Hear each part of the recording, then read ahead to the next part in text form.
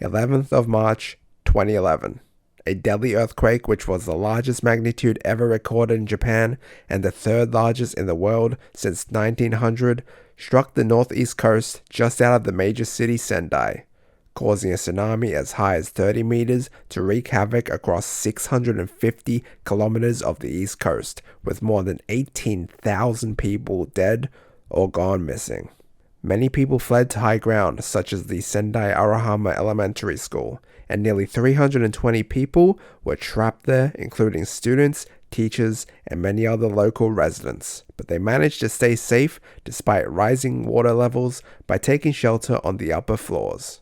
Today, this school is designated as a memorial to the destruction, educating others on how to be better prepared for the future. And so on my third day in Sendai, curious about the whole history and story of the place, I decided to go check it out. Oh.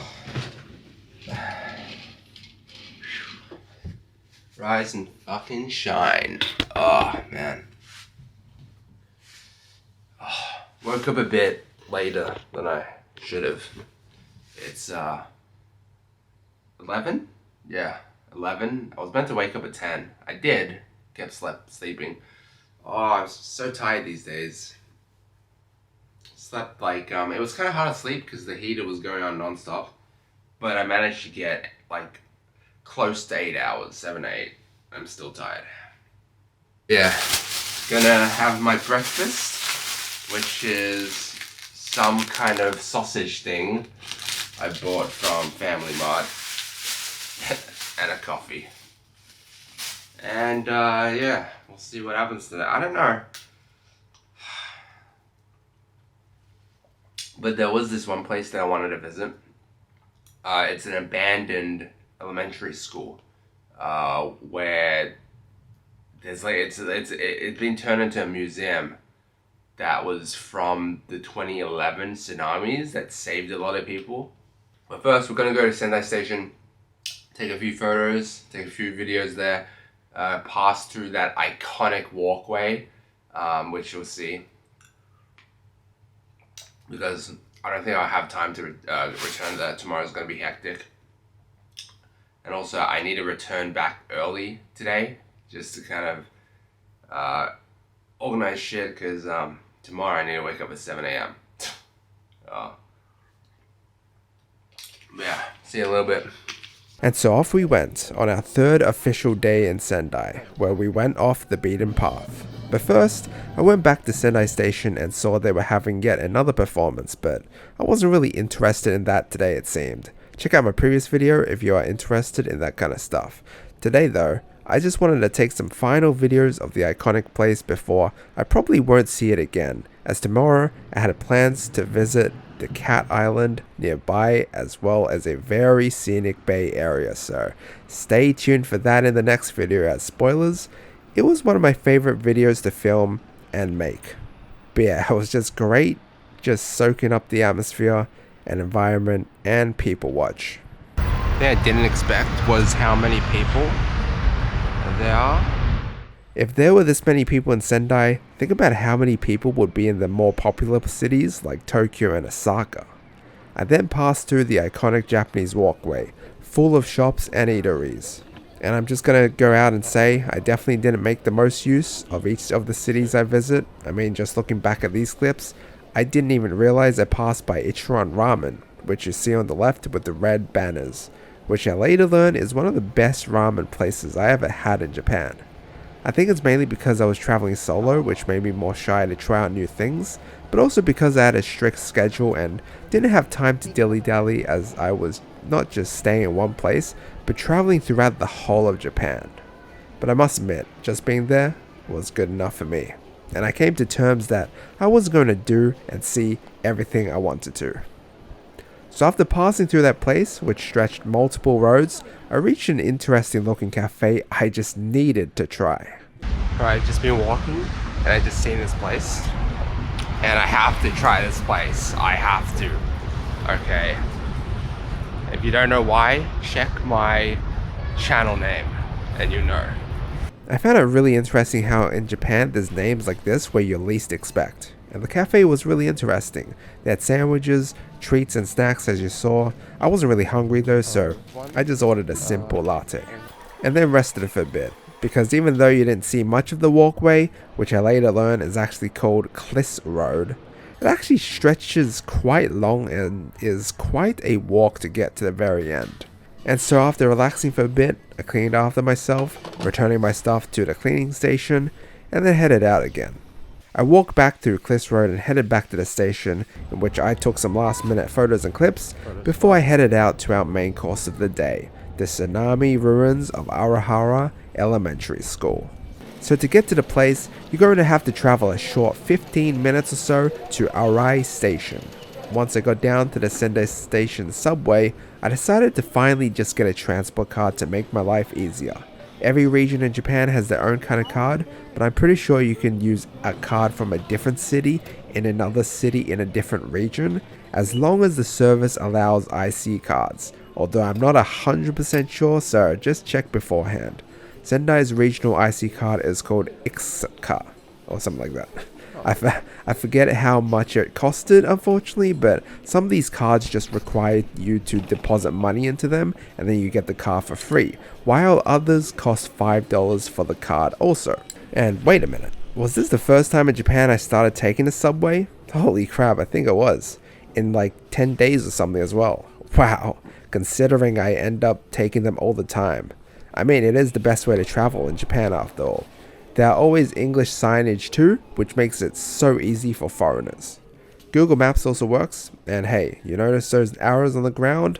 Yeah, people in Japan are so orderly, they just line up for subways and there's like a specific area to enter and exit, so there's no pushing or shoving, which is absolutely fucking amazing compared to other places around the world. Sorry, I had to swear there to emphasize how good Japan is. But anyway, once we arrived at Arai station, you could immediately tell how we were pretty much out of the city and into the countryside with how many people suddenly vanished. But here's where the trouble started, and why traveling with very little research and solo in a foreign country might not always be a good idea. Right, so apparently this bus comes once every hour. I was looking at my map, it says it's 2:09, 2:59 is when it comes. So, I'm probably gonna walk there, which is absolutely insane. It takes like an hour to walk there. Or I can wait. I don't know. I don't want to take a taxi, even though I can. But I'll be spending another $20, like $15 at least, and I don't think I want to do that. Since the place closes at 4 PM, I learned, I decided to not wait for that bus and take another bus that nearly gets there, and I figured I could just easily walk the rest. Don't do that, because I soon learned that that was a terrible idea. You'll find out why soon enough though. Arigatou gozaimasu.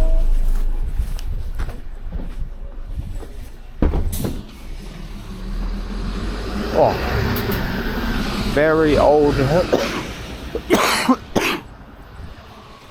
country feeling town.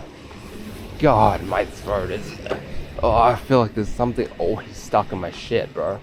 Even in the middle of nowhere, there's vending machines. 100 yen each? That is a steal. Although, I have to really hurry up, because for some reason this place closes at 4 PM.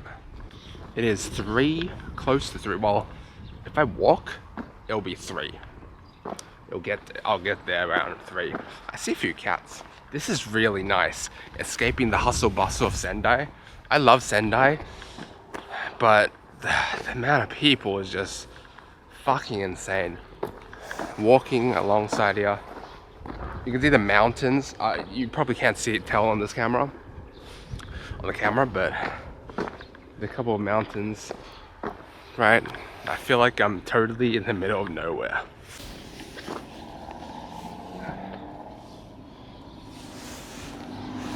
Fuck. don't know if you were able to tell, but the cats, as soon as they saw me, they just ran. Fuck, there were like at least 2 or 3 of them. Soon after, we made it to a road with no pedestrian walkway anymore. Tsunami Evacuation Street. Now, it doesn't look like there's a road I can walk through, but I need to get through this way.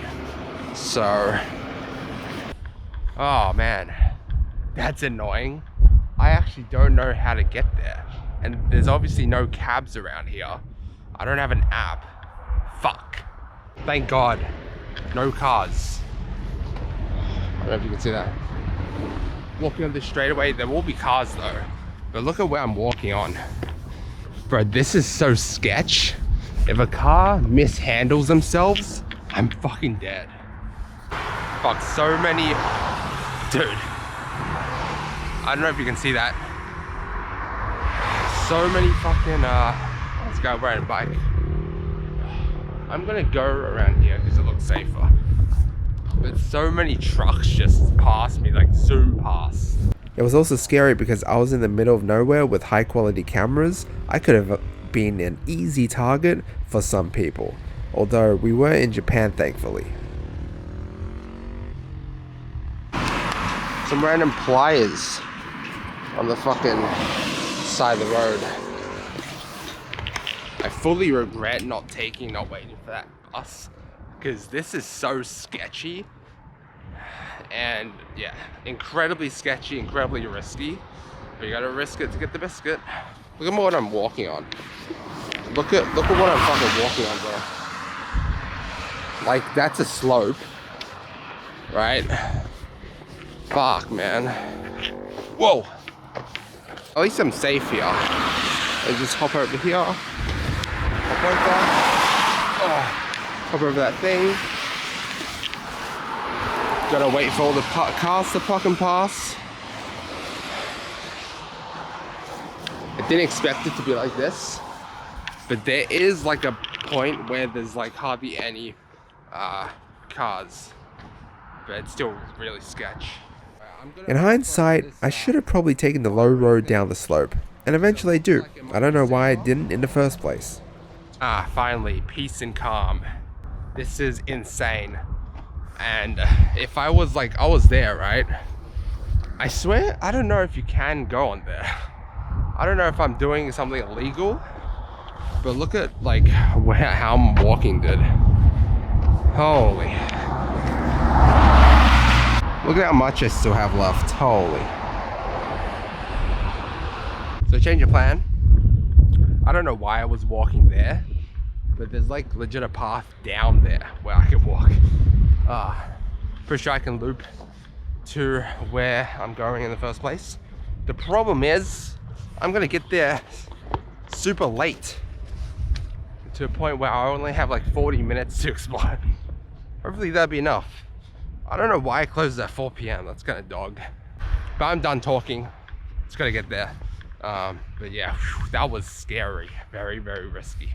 Hey, what the fuck is that thing? Snake? What? I actually think that's it. I don't know though. Yeah, yep, that's it. There's people fucking up there. Alright. Okay. Oh, looks like I can find a way up those stairs. Because there's no way, there's a river here. Huh. This is so scuffed. Oh my god. Alright, I'm gonna have to do something here that's pretty fucking, whoa, dumb. But I gotta track myself. Is this trespassing? It is not, bro. I'm literally trying to get from A to B. Can I get through here? I can. Oh, literally. Oh, there's a dam. However, if I make myself here and then get through to that side, Should be no problem. Oh, whoa. Gotta be very careful here. Whoa.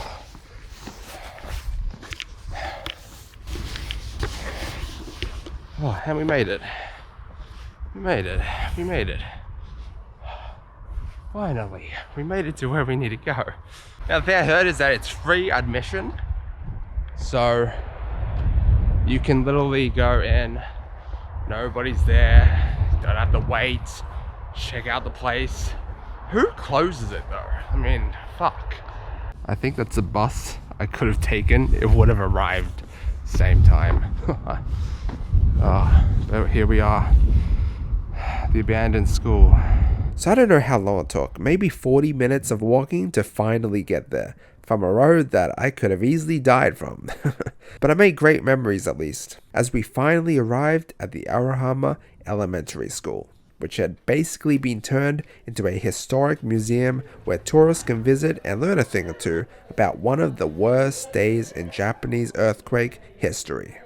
There you can see how the locals preserved the place to be able to show visitors the impacts that the tsunami had, which was mainly what the first floor was all about, as it had undoubtedly been hit by the tsunami the worst, which really set the tone for the whole place. There were also pamphlets that you could take with you to give you more information about the place, in multiple languages too.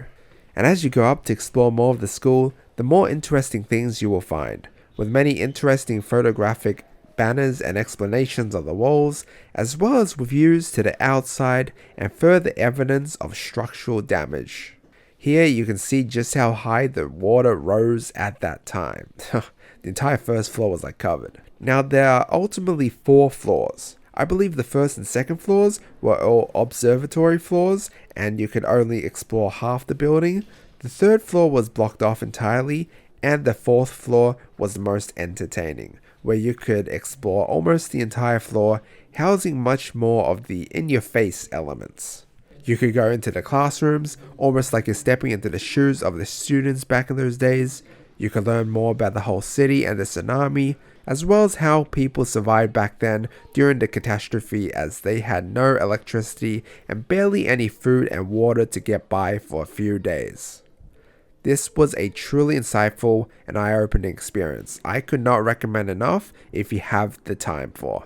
I didn't spend the most time there and get super into the history of the place, but I was there enough to where I definitely felt for those people, especially the students who had to go through all of that. I could not even imagine what was going through their minds at that time. But even with all that I've shown you, I still think the most special part of this place was the fact that you could even go up to the very top, to the rooftop, and experience even more of what it was like back then. Alright. Oh, this is very typical of what you would find a Japanese school roof to be like. This is insane. They've turned this whole place into a museum, a memorial. And you can go on the roof. It's abandoned. And crazy thing is, it happened in 2011. Right? There's even footage, right? I'll show you guys. I don't know if I've showed you already or show you later, but it's footage, which is actually pretty insane. The whole place, like the tsunamis rose from like that side, right? And then just wiped out so many houses, cars, people. Everyone went into this building to hide because it was one of the tallest in the area. Yeah, it definitely felt insane being there. And the reason why I say the rooftop was so special was because it really puts it into perspective when you could see the coastline where the tsunami came from. And just think, where you were standing was near where the biggest magnitude earthquake ever recorded in Japan was. Insane. And just think, there were people probably just like those people down there back then, completely oblivious to the fact that a tsunami was coming from right over there. Soon after, I left and started exploring a bit of the exterior. Everything looks like it was, like they just left it, so you can really tell the damage that has been done. There's not been much reconstruction except a bit of the inside where they've turned it into kind of a museum. But look at this. Like, it just looks, it's crazy. But yeah, I don't know if you saw that, but you can also use the elevator to get up and down, though I never tried because I never really needed to. It seems as though they blocked off half of the building. It says for exit only on this side, the right, or I guess the left side. I went through the right side, but there was no way to get to that side of the building.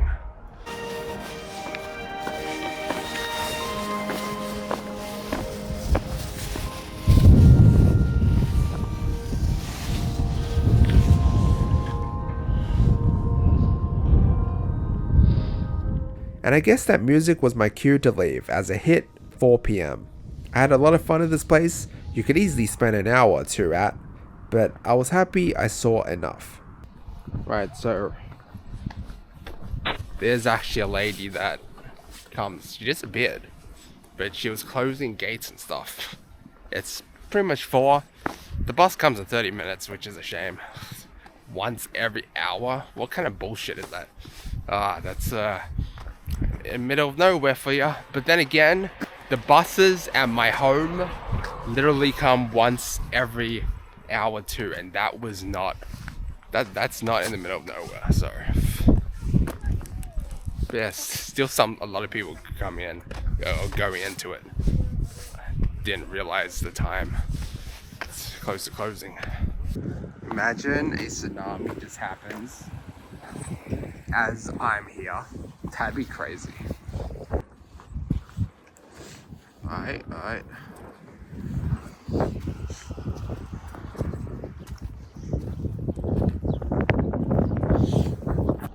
I'm just gonna take the bus, get out of here, go to Arai Station, go back to my hotel, and then eat something, and then that'll be today. And then tomorrow, get ready, 7 a.m. Cat Island. So yeah, that's it. I don't think I'm gonna record much more, to be honest. So yeah, I'll see you when I see you, I guess. So I said my final goodbyes to the place and the beautiful small town, then took the bus all the way back to the station, then took the train for a very short 15 minutes back to Sendai City, or more accurately, the stop pretty much next to my hotel. Bro, look at my hair. Dude, that looks all kinds of fucked up. So after resting a bit at my hotel, I went out to eat again. This time I was feeling some Chinese food. Well, I say Chinese, but I mean, to be honest, we're still in Japan and there's always some Japanese twist to the food here. For example, the typical solo Japanese diner spots in the restaurant. And I ordered some delicious curry katsu rice and gyoza, which you obviously won't find in a typical Chinese restaurant. I saw it was highly recommended and very close to my hotel. Now, eating over there was incredibly hard because with so many good and authentic choices and so little time, it was impossible to select the right spots without a local to help guide me. But safe to say, I chose correctly this day. I absolutely demolished the meal. But then again, it was also because I was really hungry after that crazy excursion this day, and I only had a convenience store hot dog for breakfast. Oh. Man, my throat and my nose are pissing me off. I swear to God. Literally, every few, especially after eating, I always have to, and now my nose is starting to, so much snot. Fuck. I think it's just because it's too cold. Anyway, we went to the Family Mart after eating, got some chips for later, got some energy for tomorrow, some breakfast early for tomorrow, some sweets for tonight. I had this last night. It was so good. I got so hella peckish last night because I haven't been eating as much as I normally do. So I've been feeling less energy and My stomach was growling and hurting today. That curry thing was fucking baying for 1.7k yen, which is like the equivalent of wait, it's still pretty expensive actually, but the equivalent of 18 Australian dollars for that big giant bowl. Like, it was huge. And that gyoza. Like, that portion was like, I would say 2 times or 1.5 times more than like a normal portion. Like, absurd. It was a huge, it felt like a challenge. But yeah, super worth it, you know. Got some vitamin. Got some, what else have I got? Some pineapples. Yeah, that's it. Oh, fuck. It is close to 7. After I take a shower, it will be 7. Let's get ready for tomorrow. Tomorrow's gonna be fucked.